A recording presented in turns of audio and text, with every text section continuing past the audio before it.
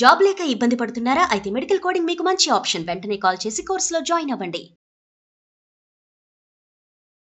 Hi viewers, India's largest digital media network Suman టీవీకి స్వాగతం. ప్రస్తుతం మనతో సైకాలజిస్ట్ డాక్టర్ మధు గారు ఉన్నారు. సో మామూలుగా పెళ్ళి అంటేనే ఒక అమ్మాయి ఒక అబ్బాయి చూడముచ్చట ఈయన జంట అనిపిస్తుంది. కానీ ఈ మధ్యకాలంలో అమ్మాయిల్ని పెళ్లి చేసుకుంటున్నారు, అబ్బాయిని పెళ్లి చేసుకుంటున్నారు. అసలు వాళ్ళు ఎందుకు అలా అవుతారు? దాన్ని పేరెంట్స్ ఎలా తీసుకొని యాక్సెప్ట్ చేయాలి అంటే చిన్న విషయం కాదు. సో దీని గురించి మధు గారిని అడిగి తెలుసుకుందాం. నమస్తే అండి. నమస్తే రాధా గారు. సో నేను అన్నట్టు మామూలుగానే అందుకే అంటారు, చక్కనైన అమ్మాయి చుక్క లాంటి అబ్బాయి సమ్ ఏదో పాట కూడా ఉంది. అంటే పెళ్ళి అంటేనే అమ్మాయి అబ్బాయి. బట్ ఇప్పుడు మనం చాలా రీల్స్ చూస్తున్నాం, చాలా వీడియోస్ చూస్తూ ఉన్నాము.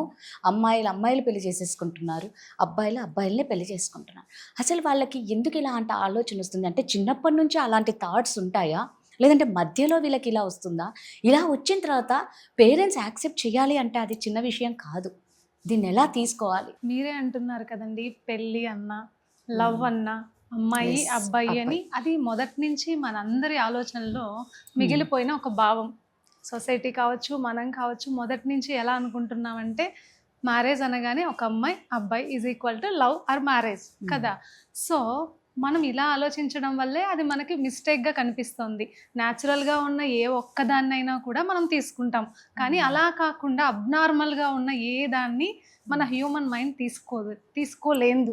ఎందుకు అంటే అసలు ఏంటిది అన్న లూప్ హోల్ మనలో తిరుగుతూనే ఉంటుంది. ఎందుకు ఇలా జరుగుతుంది? మీరు అన్నారు కదా, ఫ్యామిలీ ఎలా తీసుకుంటుంది, సో సొసైటీ ఎలా తీసుకుంటుంది, ఇవే ఇక్కడ ప్రాబ్లమ్స్. వాళ్ళకేం ప్రాబ్లం లేదు. అవును, వాళ్ళకేం ప్రాబ్లం ఉండదు కూడా.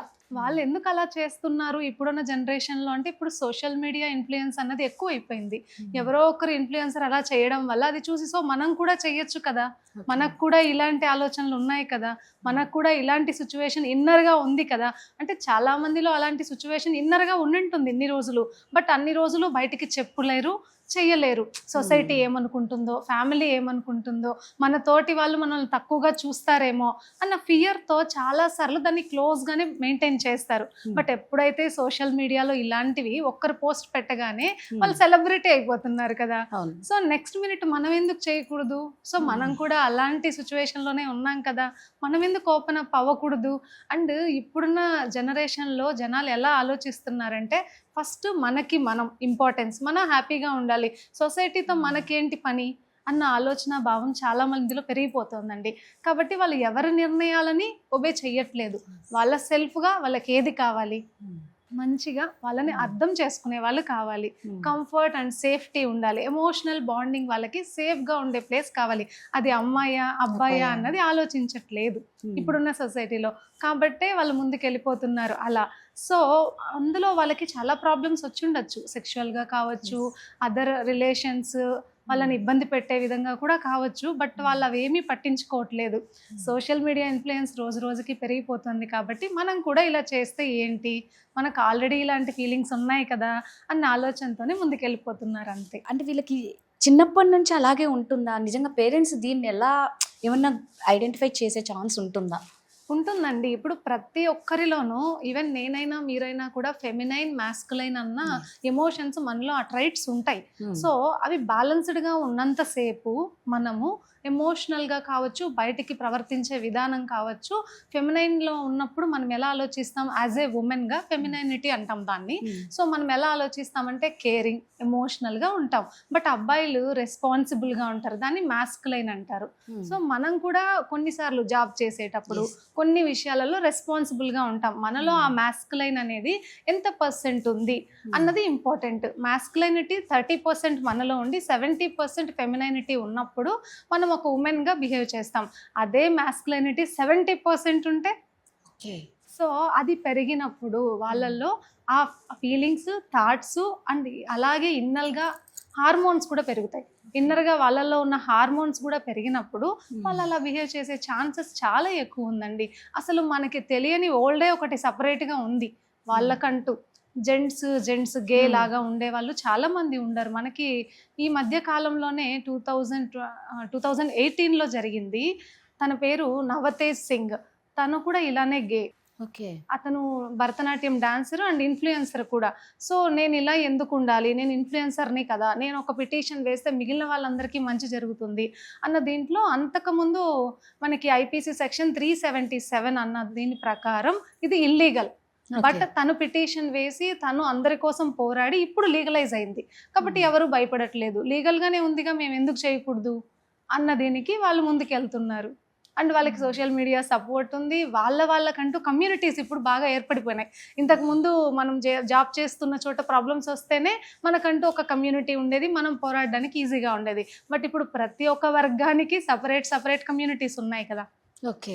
సో వాళ్ళందరూ ఒక వాట్సాప్ గ్రూప్ చేసుకుని, వాళ్ళందరూ ఒక కమ్యూనిటీ చేసుకుని ఒక చోట గ్యాదర్ అయ్యి వాళ్ళ సమస్యలు చెప్పుకొని, వాళ్ళ సమస్యలకి ఎలాంటి పరిష్కారం కావాలన్నది కూడా వాళ్ళే అక్కడ సొల్యూషన్ తెచ్చుకుంటున్నారు. ఎందుకంటే వాళ్ళల్లో ఉన్న వాళ్ళు కూడా సేమ్ చాలామంది ఎక్కడెక్కడో వర్క్ చేస్తున్న వాళ్ళు, కొంచెం మంచి పొజిషన్స్లో ఉన్న వాళ్ళు కదా. సో ఎవరేమి చేస్తే మనం అది వర్కౌట్ అవుతుంది అన్నది ఆలోచించుకొని వాళ్ళు ప్లాన్డ్గానే ముందుకెళ్తున్నారు లైఫ్ వాళ్ళకి నచ్చినట్టుగా.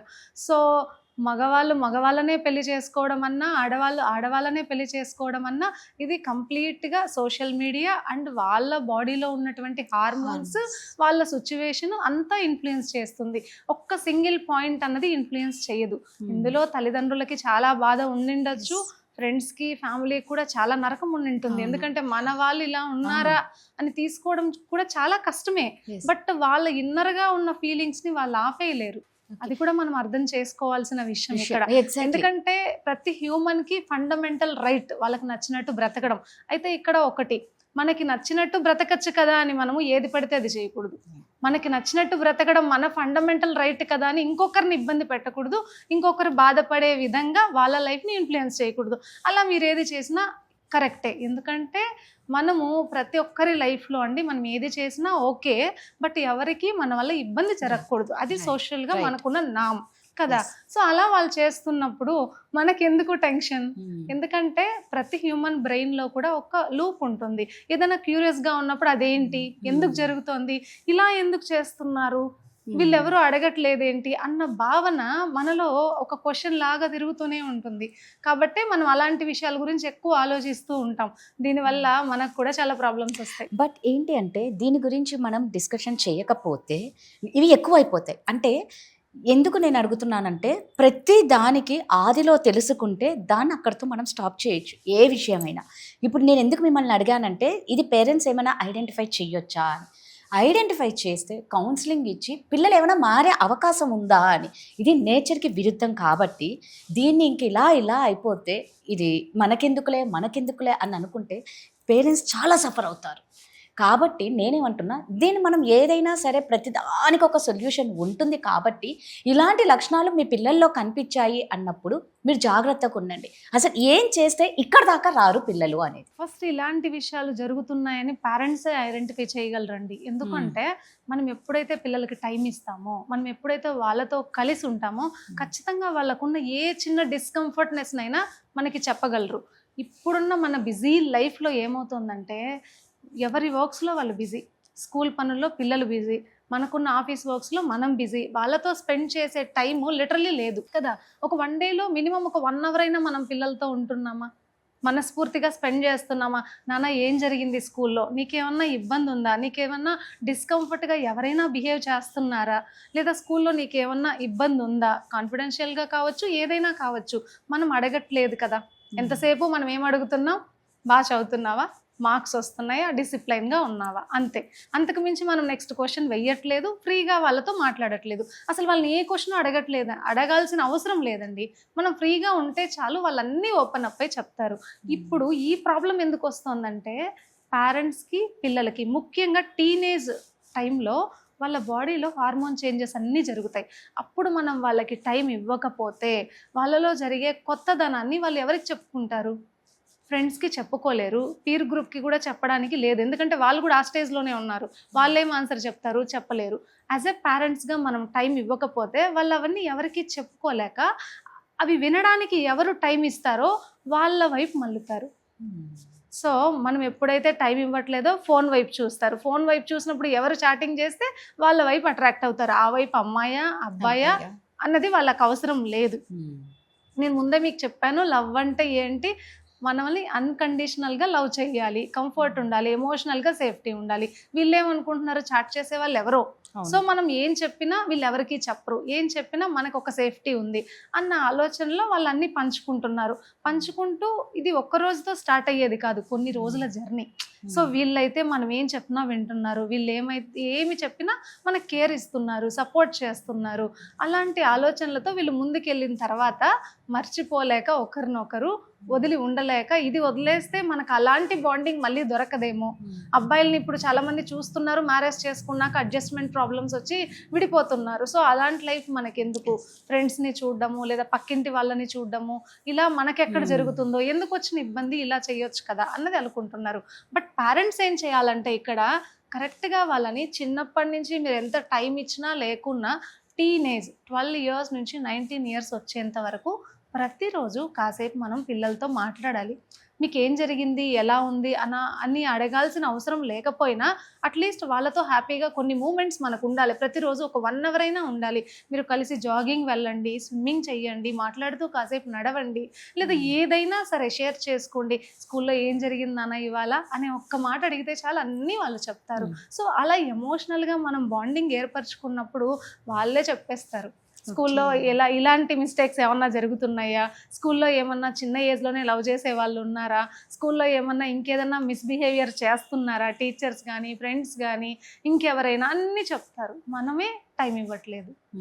సో మీరు మాట్లాడినా మాట్లాడకపోయినా ఇలాంటి బిహేవియర్ మీకు ఎప్పుడైతే అనిపిస్తుందో పిల్లల్లో కొంచెం తేడాగా అనిపించడం, వాళ్ళ ఏజ్ వాళ్ళతో, వాళ్ళ ఫెమినైన్ అంటే లేడీస్తో లేడీస్ కావచ్చు, జెంట్స్తో జెంట్స్ కావచ్చు, బాగా క్లోజ్గా ఉన్నారు అంటే ఎక్కడ అంటే అక్కడ టచ్ చేయడము, ఎలా పడితే అలా వాళ్ళు బిహేవ్ చేయడం, కిస్సింగ్ ఇలాంటివి చేస్తున్నప్పుడు వెంటనే మీరు ఒక కౌన్సిలింగ్ సెంటర్కి తీసుకెళ్ళి మాట్లాడిస్తే ఆ పిల్లాడికి ఏంటి ఇబ్బంది అన్నది ఐడెంటిఫై చేయడానికి చాలా ఈజీ అవుతుంది మనకి.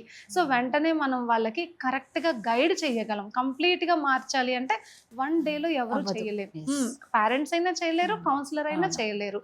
వాళ్ళకి కరెక్ట్ గైడెన్స్ ఇవ్వాలి. అప్పుడు కూడా మీరు చేయాల్సిన సపోర్ట్ ఏంటంటే ఎమోషనల్గా మీరు దగ్గర అవ్వాలి. తిట్టకూడదు, కొట్టకూడదు, అరవకూడదు.